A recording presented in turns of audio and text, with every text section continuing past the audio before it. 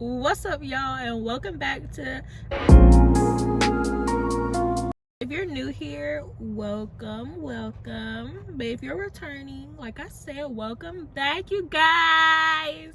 It's been a minute since I done actually came out here and just sat to record. But yeah, anyways, let's just go ahead and jump right into it. I'm not gonna sit here and run my mouth too much. As you can see, today's topic is in honor of Valentine's Day. I just feel like we need to go ahead and get into it because, yeah, I feel like this generation, we're a little bit lost. And not only is it this generation, because I've been noticing it's some real grown, overgrown folks still. Yeah, it's the African American community, and I can only speak for the African American community. I don't know what any other community be doing because I'm not a part of that community. I can only speak for the African American community because that's the community that I am a part of, right? Okay, so cool. Let's go ahead and just jump right into it, because I'm gonna use my iPad to read specifically what God says love is, but I want to talk about first what my view of love was before Christ, right? So I'm about to expose myself a little bit, and that's kind of embarrassing for me a little bit, but I want to let God use me. So I know somebody out there who probably going through the same thing, or who went through the same thing. So yeah, my interpretation of what love was before walking with Christ was, I would say, number one, what I know now to be lust. For those of you who don't know what lust is, and this is just my definition of it, I would say the desire of something that's not necessarily always good for you. What was the lust? Sex. I associated love with sex. I found that walking with Christ, I've been delivered. I'm so happy. Yeah, your girl is walking in purity, period. Holy Spirit has me in check, and we just been doing good, and I'm just so thankful for the Holy Spirit. But yeah, it was a struggle for me, I'll say that. It took me a while to get here. Number one, I associated love with sex. The second one, I associated love with putting other people's needs before my own. I kind of had the people pleasing mentality, I was, and this is a lot of these things I'm still kind of working through. The Holy Spirit is working on me with, because I sometimes do still feel the need to people please, but I will say that thanks to God, it's not as bad as it was. Okay?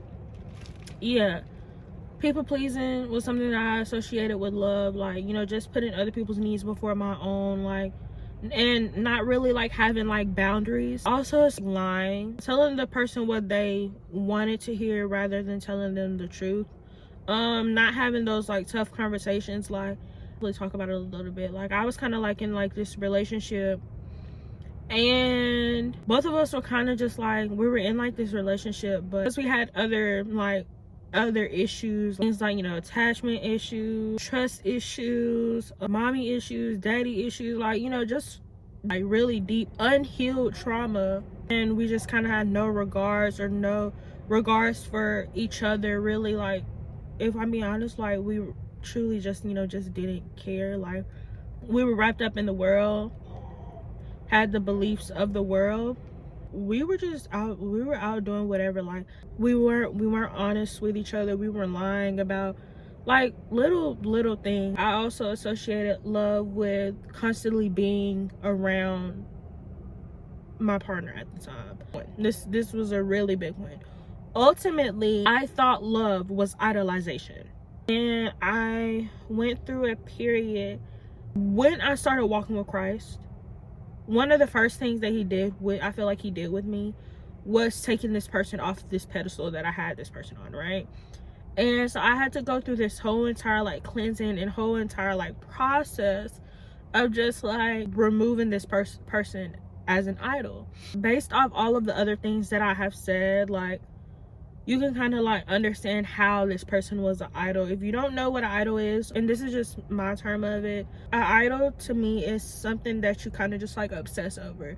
If you wake up every morning, that's the first thing on your mind, and you go to sleep at night and that's the last thing on your mind before you go to sleep, it's probably an idol. Something that you constantly like worry about. Like, it's a relationship, and this person was an idol. Like, I was willing to give my all in this relationship, and I wasn't giving that time to God, right? And of course, like, this was, like I said, most of this was going on like before I started walking with Christ. After I started walking with Christ, like, this is kind of like one of the first things that he did with me. Like, the idolization was so bad, y'all.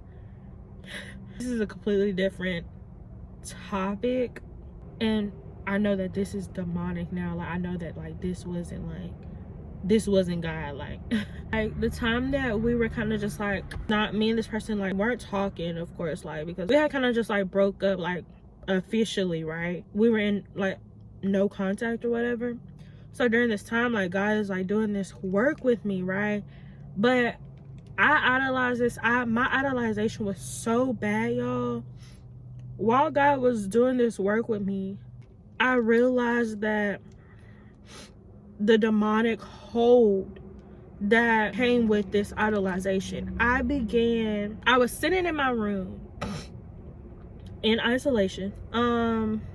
Like I said, I wasn't talking to this person, wasn't really talking to anybody, right? Nobody knows that this was going on, and this is another topic, but I'm gonna briefly touch on it.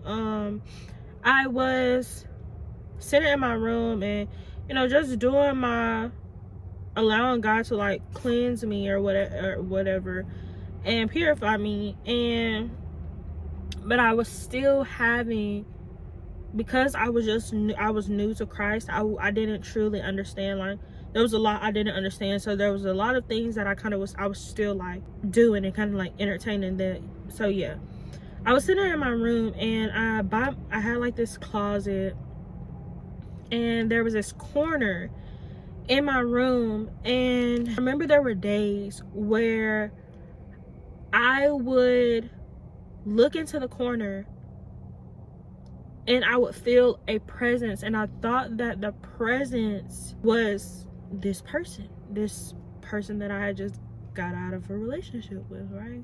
This is so embarrassing. But it's my story, and yeah. I'm delivered. I felt this presence, and I thought it was this person. So I was I literally, like, you probably think I'm crazy, but whatever. I was communicating with this presence, y'all. Like, oh Jesus. I was communicating like I'm communicating with y'all, with this presence. Like, I was having a full-blown conversation with this presence that had the familiarity. Familiar.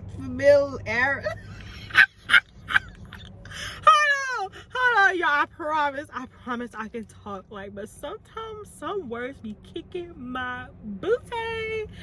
I was talking to this presence that had a familiarity of the person that I was that is so cringe. Okay, that had the same, like, I guess, like, characteristics as my ex.